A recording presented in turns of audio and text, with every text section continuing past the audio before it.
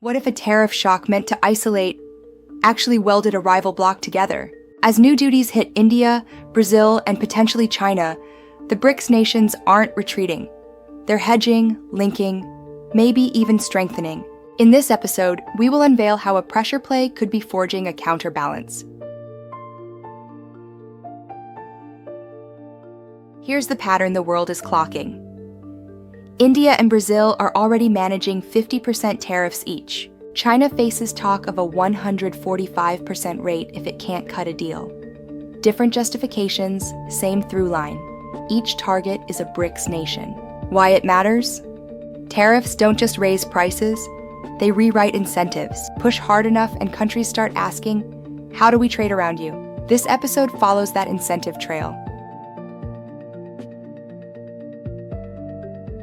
Quick refresher, a tariff is a tax on imports. It raises the landed cost, which can protect a domestic producer or trigger retaliation and rerouting. And this isn't confined to 3 economies. Look at the broader spread. South Africa, 30%. Indonesia, 19%. A cluster at 10%. Egypt, Ethiopia, the UAE, Iran. Russia shows 0 here, not from leniency, but because sanctions have already cut most US-Russia trade. Different channels, same result. Pressure radiates across the extended BRICS orbit. So is it a punishment or a shared incentive? The intended effect of penalties is deterrence. The observed effect can be coordination. Former Indian trade official Ajay Srivastava argues the intimidation factor is little, because the penalties create a shared incentive among BRICS to cut reliance on the US, even if their agendas differ. Translated, if A, B, and C all face higher friction through the same turnstile, they start building another gate together. So, what does another gate look like? The next part of the video lists 3 moves already in motion. 1. Expand bilateral trade using national currencies. That means less dollar exposure and fewer points of leverage. Picture an Indian buyer paying in rupees while a partner clears in their own currency through a swap line. No dollar leg needed. 2. Increase gold reserves in BRICS central banks. Gold acts as collateral and confidence when currency channels get political. 3. Tighten intra-BRICS links.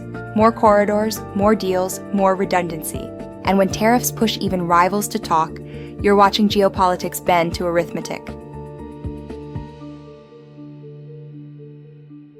After Washington slapped an additional 25% duty on India, tied to its trade with Russia, China's ambassador posted, "Give the bully an inch, he will take a mile," explicitly signaling solidarity with India. On the ground, we see the temperature drop. Direct flights resume, visa curbs ease, trade talks expand. Small switches, but they add up to a different wiring diagram. Beijing also agrees to boost rare earth supplies to India. Rare earths are the quiet backbone of modern power. Motors, batteries, sensors, precision guidance. If you want clean energy scale-up, EV fleets, and advanced defense tech, you want steady magnets and materials. This isn't just a purchase order, it's a strategic valve. The nations also commit to support each other as they host the BRICS summits of 2026 and 2027. For India, Moscow says its market welcomes Indian exports. With Brazil, both sides target $20 billion in 5 years, plus deeper defense ties, AI and digital linkages, UPI in Brazil, and sharing space technology experience. South Africa, too, signals it wants to expand ties. For China, stronger ties tighten with Russia, Brazil, and South Africa, trade lanes plus strategic optics. For Brazil, the tariff wave didn't deliver a US win. Chinese importers stepped in and bought Brazilian soybeans. For Russia, as per the Kremlin line, over 90% of bilateral trade with China now clears in yuan and rubles. Thread it together and you see parallel plumbing. Payments, commodities, tech exchange, and logistics realigning piece by piece away from a single choke point. To underscore solidarity, President Xi is set to host Prime Minister Narendra Modi and President Vladimir Putin, alongside leaders from around 20 Global South countries at the Shanghai Cooperation Organization Summit in Tianjin. Symbolism matters. In a tariff storm, the picture of leaders together is part of the message. Behind the scenes, the Kremlin is pushing for a trilateral between India, Russia, and China, first time in 6 years if it lands, explicitly to reinforce the BRICS core. Moscow's bet.